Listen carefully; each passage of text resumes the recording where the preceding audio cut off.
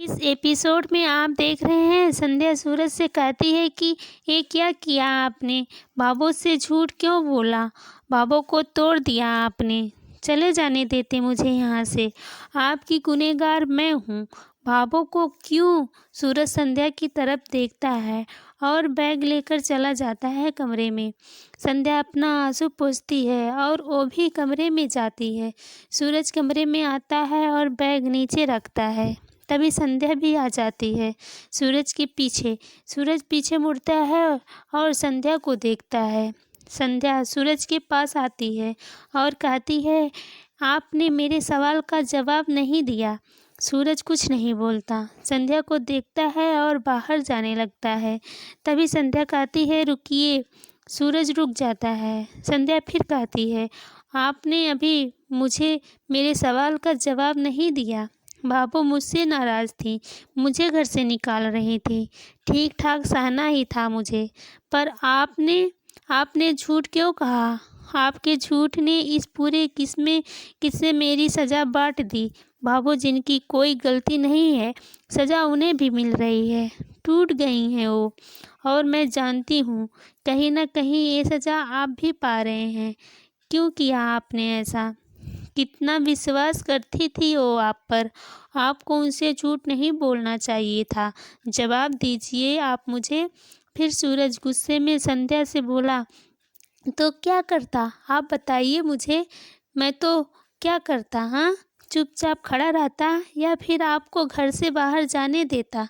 सूरज संध्या के पास आता है और कहता है, संध्या जी, मैं जानता हूँ मेरी भाभो दुखी हैं।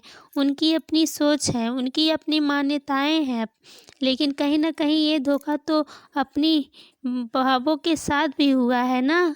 और साथ में मैं ये भी जानता हूँ कि ये धोखा आपने नहीं दिया। आप सच्ची हैं, विश्वास है आप पे। तो कैसे बाहर जाने देता आपको।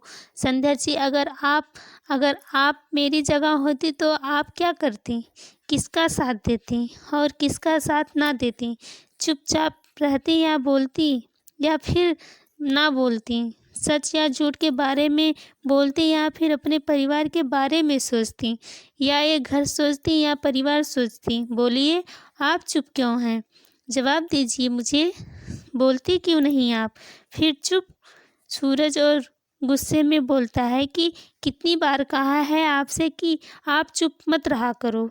आप जानती हैं कि ना, एक चुप रहने से इतने सारे गलत फहमियों को पैदा करता है। सब कुछ गवा दी ये चुप ने। कितनी बार मैंने आपसे पूछा, संध्या जी, आप चुप क्यों रहती हैं। आपके मन के अंदर क्या है, बता दीजिए। लेकिन आपने कभी ना कहा मुझसे। अगर आपने बोल दिया होता मुझे, तो आज ये बेटा अपनी माँ के सामने झूठ कभी न पड़ता। पर अफसोस, आपने नहीं बताया, क्योंकि आपको मुझ पर विश्वास नहीं था।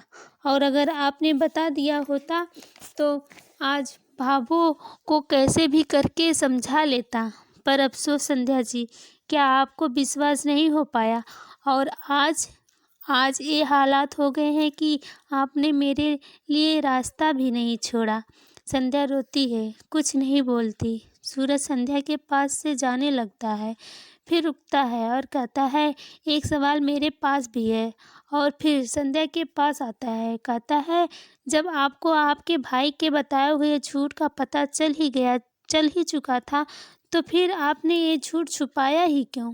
क्यों एक झूठ को छुपाने के लिए दूसरा झूठ बोलती रहीं। सच को छुपाने के लिए आप झूठ का बढ़ावा दे रही थी ना। क्यों किया आपने ऐसा। संध्या जी, संध्या बोली, क्योंकि मैं नहीं चाहती थी कि मेरे मम्मी पापा किसी की नज़रों में झुकें। वो सच्चे थे। हालात उन्हें भावों के सामने बुरे रूप में लेकर आते। मेरे लिए उनकी इज्जत बहुत बड़ी चीज़ है। मुझे चाहे कुछ भी कह लो, लेकिन उनके लिए कुछ नहीं सुन सकती थी मैं।